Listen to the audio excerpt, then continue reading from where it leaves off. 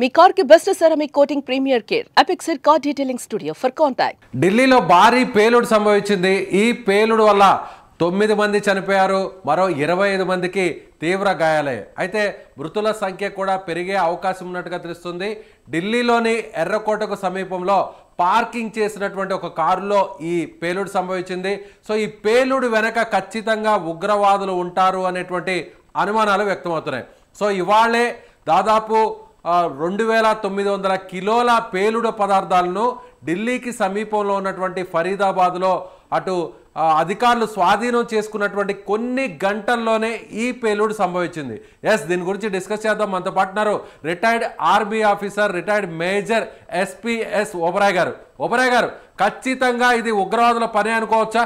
100% sir. ఎందుకంటే ఈ scale అంటే ఈ బాంబ్ బ్లాస్ట్ స్కేల్ 150 మీటర్స్ లో అసలు ఏమి మిగలలేదు సార్.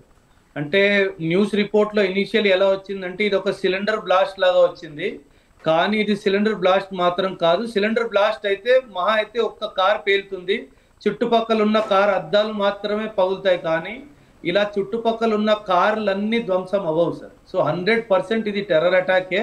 కాకపోతే ఇంకా వివరాలు ఇంకా టైం అవుతున్న కొద్దీ బయటకు వస్తాయి.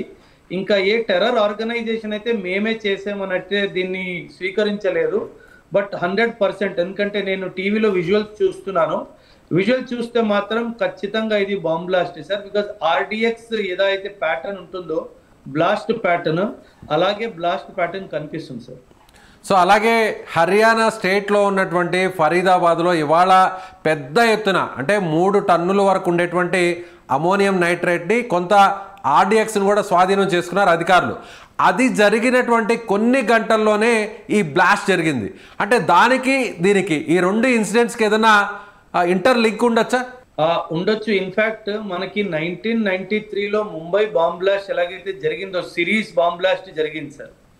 అదే విధంగా వీళ్ళు ఢిల్లీలో ఏదో ప్లాన్ చేశారు, కొంచెం సామాన్ ఢిల్లీకి వచ్చేసింది, కొంచెం ఫరీదాబాద్లో పట్టుబడిపోయింది. కాబట్టి ఇంకా బ్లాస్ట్ని వీళ్ళు డిలే చేయకుండా ఢిల్లీకి చేరుకున్న సామాన్తో బ్లాస్ట్ చేయడం జరిగింది అనేది నా అనుమానం. సో ఇటీవల చూస్తే అధికారులు, ఎన్ఎస్జీ అధికారులు కావచ్చు, లేదంటే ఎన్ఐఏ కావచ్చు, ఎక్కడికక్కడ ఉగ్రవాదుల కుట్రను భగ్నం చేస్తున్నారు. పెద్ద ఎత్తున పేలుడు పదార్థాలను స్వాధీనం చేసుకుంటున్నారు, ముష్కర్లను కూడా ఎక్కడికక్కడ అరెస్ట్ చేస్తున్నారు. అలాగే జమ్మూ అండ్ కాశ్మీర్లో కూడా ఎన్కౌంటర్ కూడా చేస్తున్నారు. అయినా కూడా ఈ పేలుడు జరిగిందంటే ఒక రకంగా ఇంటెలిజెన్స్ ఫెయిల్యూర్ లాంటిది ఏమైనా జరిగిందా, లేదంటే ఉగ్రవాదులు పెద్ద ఎత్తున దీన్ని కుట్ర చేశారు కాబట్టి సో ఈ ఇన్సిడెంట్ జరిగింది అనుకోవచ్చా? అంటే ఇంటెలిజెన్స్ ఫెయిల్యూర్ మనం ఒక సివిలియన్ పర్స్పెక్టివ్ లో చూసుకుంటే ఫెయిల్యూర్ లాగే అనిపిస్తుంది సార్. బట్ ఎందుకంటే సార్ ఎనీ ఇంటెలిజెన్స్ మనము డే టు డే లైఫ్లో మనం సాధారణంగా ఆఫీస్కి వెళ్ళి, కాలేజ్కి వెళ్ళి, ఇన్స్టిట్యూట్కి వెళ్ళి సాధారణంగా లైఫ్ గడుపుతాము. ఎన్ని టెర్రరిస్ట్ అటాక్లు ఎన్ఐఏ కానీ ఎన్ఎస్జీ వాళ్ళు కానీ దీన్ని తప్పిస్తారో ఆ అవగాహన ఎప్పుడు మీడియాలో రాదు సార్. ఎందుకంటే ఆ సంఘటన జరగలేదు కాబట్టి. జరిగిన సంఘటన వస్తుంది, జరగని సంఘటన రాదు కాబట్టి ఎన్ని బాంబ్ బ్లాస్ట్లు ఆపారో దానికి లెక్క ఓపెన్ సోర్స్లో రాదండి కనీసం. బట్ డెఫినెట్లీ మీరు అన్నట్టుగా బాంబ్ బ్లాస్ట్ జరిగింది అంటే ఎవరో సక్సెస్ అయ్యారు, ఎవరో ఫెయిల్ అయ్యారు. సో ఒక విధంగా చూసుకుంటే ఇంటెలిజెన్స్ ఫెయిల్యూర్ అనొచ్చు. బట్ అదే విధంగా చూసుకుంటే చెప్తారు కదా, ఎవ్రీ కాయిన్ హ్యాస్ 2 సైడ్స్ అనేసి. సో వీళ్ళు ఇంకా ఖచ్చితంగా చేసి తీరాలి అనుకుంటే, ఎందుకంటే మన దేశం చాలా పెద్ద దేశం సార్. అంటే ఫుల్ ప్రూఫ్ అరేంజ్మెంట్ ఎప్పుడు కుదరకపోవచ్చు. సో అందుకే వీళ్ళు ఇమాజిన్ 2900 కిలోగ్రామ్స్ అంటే దాదాపు 3 టన్నుల విస్ఫోట పదార్థం వీళ్ళు ట్రావెల్ చేస్తున్నారు అంటే చాలా పెద్దదేదో ప్లాన్ చేశారు సార్. కానీ ఇప్పుడు దాన్ని ఒక చిన్న బ్లాస్ట్తో ముగించారు అంటే ఒక విధంగా చూసుకుంటే మన ఇంటెలిజెన్స్ ఏజెన్సీ సక్సెస్ అని మనం భావించవచ్చు. సో మరోవైపు కూడా మరో వాదన కూడా వినిపిస్తుంది ఓబరాయ్ గారు, ఇది టెర్రరిస్టుల అటాక్ కాదు, ఇది వేరే రకమైనటువంటి బ్లాస్టింగ్ అనేది కూడా ఒక రకమైనటువంటి అనుమానాన్ని వ్యక్తం చేస్తున్నారు. అంటే యాజ్ ఏ ఒక సీనియర్ రిటైర్డ్ ఆర్మీ ఆఫీసర్గా సో మీ ఎక్స్పెక్టేషన్ ఎలా ఉంది? ప్రస్తుతం వచ్చినటువంటి ఏదైతే ఫుటేజ్ కావచ్చు, లీడ్స్ కావచ్చు, ఎవిడెన్స్ కావచ్చు, వీటిని చూస్తే యాజ్ ఏ ఎక్స్పర్ట్గా మీరేం చెప్తారు? సార్ ఎందుకు అంటున్నానంటే మీరు బ్లాస్ట్ టైమింగ్ చూసుకోండి సార్. బ్లాస్ట్ టైమింగ్ ఎప్పుడుంది? ఎప్పుడైతే ఆ ఏరియాలో ఎక్కువ ప్రజలు ఉంటారో, 6:55 PM. అది పీక్ అవర్స్ సార్. ఏ మెట్రో స్టేషన్ దగ్గరైనా, ఏ మాన్యుమెంట్ దగ్గరైనా అది పీక్ టైం కాబట్టి ఆ టైంలో బ్లాస్ట్ జరిగింది కాబట్టి వీళ్ళు చాలా తెలివిగా ప్లాన్ చేసుకొని చేశారు సార్. అది ఏ మధ్యాహ్నం పూటో ఏ అర్ధరాత్రి పూటో జరిగితే మనం ఇంకేదైనా బ్లాస్ట్ అనుకోవచ్చు, కానీ ఇంత కరెక్ట్గా ఇంత సూటిగా మ్యాక్సిమం క్రౌడ్ ఎప్పుడైతే అక్కడ ఉంటారో ఆ టైంని చూసుకొని బ్లాస్ట్ చేశారు కాబట్టి నా అనుమానం అయితే ఇది టెర్రరిస్ట్ అటాక్ చేశారు. సో అలాగే హైదరాబాద్లో కూడా ఒబ్రాయ్ గారు ఇవాళ ఒక డాక్టర్ను కూడా అదుపులోకి తీసుకున్నారు.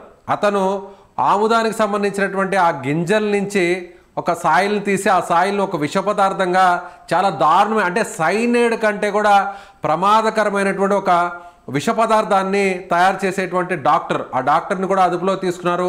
అతనికి సంబంధించినటువంటి ఆ ల్యాబొరేటరీని, ఆ కెమికల్స్ని, ఆ ఎక్విప్మెంట్ అంతా కూడా మొత్తం అంతా కూడా స్వాధీనపరుచుకున్నారు. అలాగే ఫరీదాబాద్లో కూడా 3 టన్నులు ఉన్నటువంటి అమోనియం నైట్రేట్ని, కొంత ఆర్డిఎక్స్ని కూడా స్వాధీనపరుచుకున్నారు.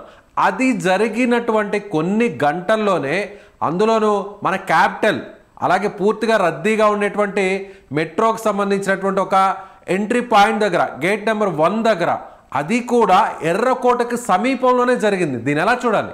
ఖచ్చితంగా సార్, మీరు డాక్టర్ది చెప్పారు కదా, ఇది ఒక బయలాజికల్ వార్ఫేర్ లా కూడా మనం భావించవచ్చు సార్. ఎలా అంటే వీళ్ళు ఇలా విష పదార్థాలు మన వాటర్ సప్లైలో కానీ ఏదో పాండ్లో కానీ కలిపేసి అలా మనము biological, chemical and biological attacks అని అంటాం సార్.